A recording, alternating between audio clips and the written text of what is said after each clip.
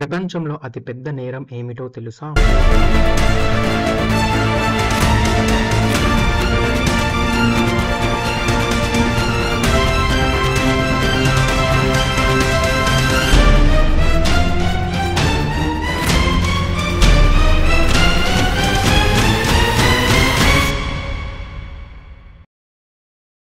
ప్రకృతి విపత్తి కాదు, ప్రమాదం కాదు. ఒక సిస్టమ్ పై, ఒక అధికారి పైన మరియు ఒక కెప్టెన్ పైన పూర్తి నమ్మకం పెట్టుకున్న వందలాది అమాయక ప్రాణాలను చేతులారా బలి ఇవ్వడం. ఏప్రిల్ 16, 2014 దక్షిణ కొరియా. ఆ రోజు 300 మంది ప్రాణాలు పోయాయి. ఇందులో 250 మంది భవిష్యత్తు గురించి ఎన్నో కలలు కనే పాఠశాల విద్యార్థులు. అత్యంత బాధాకరమైన విషయం ఏమిటంటే ఆ పిల్లలు బ్రతికే అవకాశం ఉండి కూడా చనిపోయారు. ఎందుకంటే తమ ప్రాణాలను కాపాడాల్సిన వ్యక్తే మీరు ఉన్న చోటే ఉండండి, కదలవద్దు అని అబద్ధం చెప్పి ఆ తర్వాత మొదట తానే పారిపోయాడు. ఇది కేవలం ఒక ప్రమాదం కాదు, ఇది లాభాపేక్ష, రాజకీయాలు, అవినీతి, నిర్లక్ష్యం కలిసి చేసిన ఒక హత్య. ఎంవి సేవల్ విషాదం దక్షిణ కొరియాకు మాత్రమే కాదు, మానవత్వానికి ఒక శాశ్వతమైన గాయం. ఆ కథ ఏమిటో తెలుసుకుందాం. ఉదయపు సూర్యకిరణాలు ఆ నీటిపై మెరుస్తున్నాయి. కొరియా ద్వీపకల్పం నుండి అందమైన జువే ద్వీపానికి సాగే ప్రయాణం అది. నౌకలో వందలాది మంది ప్రయాణికులు, వీరిలో ఎక్కువ మంది డాన్వన్ హై స్కూల్ విద్యార్థులు. సంతోషంగా మొదలైన వారి ప్రయాణం మృత్యువుకు చిరునామా అవుతుందని అప్పుడు ఎవరికీ తెలియదు. ఎంవి సేవల్ అనేది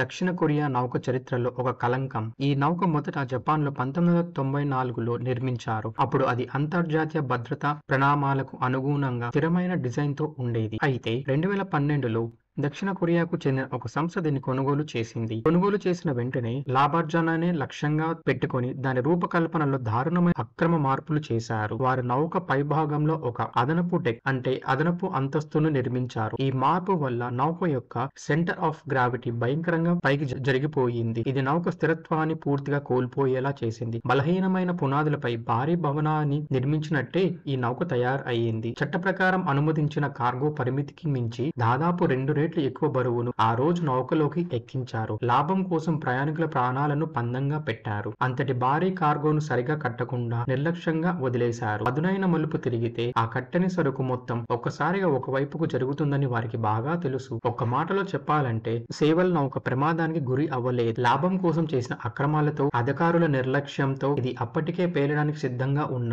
ప్రాణాలను హరించే సాధనంగా మారింది. ఉదయపు సూర్యకిరణాలు నీటిపై మెరుస్తుంటే లోపల పాఠశాల విద్యార్థులు భవిష్యత్తు గురించి ఎన్నో కలలు కంటూ, నవ్వుతూ, పేరింతలు కొడుతూ ప్రతి క్షణాన్ని ఆస్వాదిస్తున్నారు. వారికి తెలియదు ఆ నవ్వులు కొన్ని గంటల్లోనే ఆగిపోతాయని. సంతోషంగా సాగుతున్న ఈ ప్రయాణం ఏప్రిల్ 16, 2014 ఉదయం 8:48 మెయిన్ గోల్డ్ ఛానల్ వద్ద ఒకసారిగా ఆగిపోయింది. బలమైన ప్రవాహాలు ఉన్న ఆ ప్రమాదకరమైన మలుపులో అధిక లోడ్ మరియు కట్టెని సరుకు కలవడం, స్టీరింగ్ లోపం కలవడంతో నౌక ఒక్కసారిగా పదునైన మలుపు తీసుకుంది. లోపల కట్టకుండా ఉన్న భారీ సరుకు మొత్తం ఒకవైపుకు భయంకరంగా జరిగింది. ఆ ఒత్తిడి తట్టుకోలేక నౌక అకస్మాత్తుగా 50 డిగ్రీల కోణంలో వంగిపోయింది. నీరు సునామీలా లోపలికి చొచ్చుకు రావడం మొదలయ్యింది. ఈ అత్యవసర సమయంలో అత్యవసర పరిస్థితికి శిక్షణ పొందిన కెప్టెన్ మరియు క్రూ ప్రయాణికులను కాపాడే ప్రయత్నం కూడా చేయకుండా తొలుత వారే పారిపోయారు. ఈ ద్రోహం చరిత్రలో ఎప్పటికీ మర్చిపోలేనిది. ప్రాణాలు కాపాడుకోవడానికి పిల్లలకు ఉన్న చివరి అవకాశం కూడా లేకుండా పోయింది. క్రూ పబ్లిక్ అడ్రస్ సిస్టమ్ ద్వారా ఒక క్రూరమైన సందేహం ఇచ్చారు. మీరు ఉన్న చోటే ఉండండి, కదలవద్దు. అధికారుల మాటలను నమ్మి క్రమశిక్షణతో కూర్చుండిపోయిన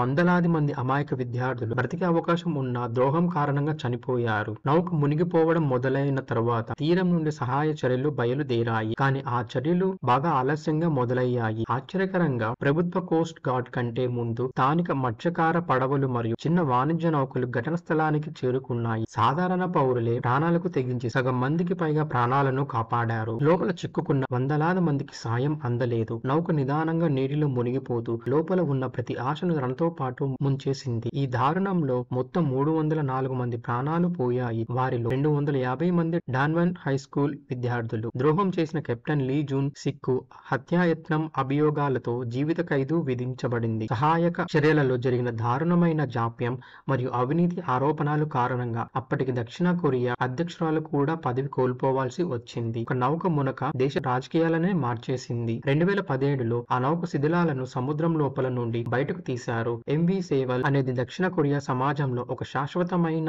గాయాన్ని మిగిల్చింది. ఎల్లో రిబ్బన్ ఆ సంఘటనకు గుర్తుగా న్యాయం కోసం పోరాటానికి ఒక నిదర్శనంగా మారాయి. ఈ కథ ఇప్పటికీ ఇంకా సజీవంగానే ఉంది, ఎందుకంటే నిర్లక్ష్యం మరియు నమ్మక ద్రోహం కారణంగా ప్రాణాలు కోల్పోయిన వారిని మనం మర్చిపోకూడదు. ఈ ఘోరమైన విషాదం నుంచి మనం నేర్చుకోవాల్సిన ముఖ్యమైన పాఠం ఏమిటంటే వ్యవస్థపై నమ్మకం కోల్పోకూడదు, కానీ వ్యవస్థను ఎప్పుడూ ప్రశ్నించాలి. తమను కాపాడాల్సిన వారి మాట విని తమ సీట్లలోనే ఉండిపోకూడదు. గుడ్డిగా నమ్మినందుకు ఆ అమాయక విద్యార్థులు తమ ప్రాణాలను కోల్పోయారు. మనం సురక్షితంగా ఉన్నామని ప్రభుత్వం లేదా అధికారులు చెబితే సరిపోదు. మన భద్రతను మనమే స్వయంగా ధృవీకరించుకోవాలి. భద్రత లాభాల కంటే ఎప్పుడు ముఖ్యం కాదు. ఈ కథకు సంబంధించిన మీ ఆలోచనలు ఏమిటి? కామెంట్స్ లో తెలియచేయండి. మరిన్ని వీడియోస్ కోసం దినకర టాక్స్ ని సబ్స్క్రైబ్ చేసుకోండి.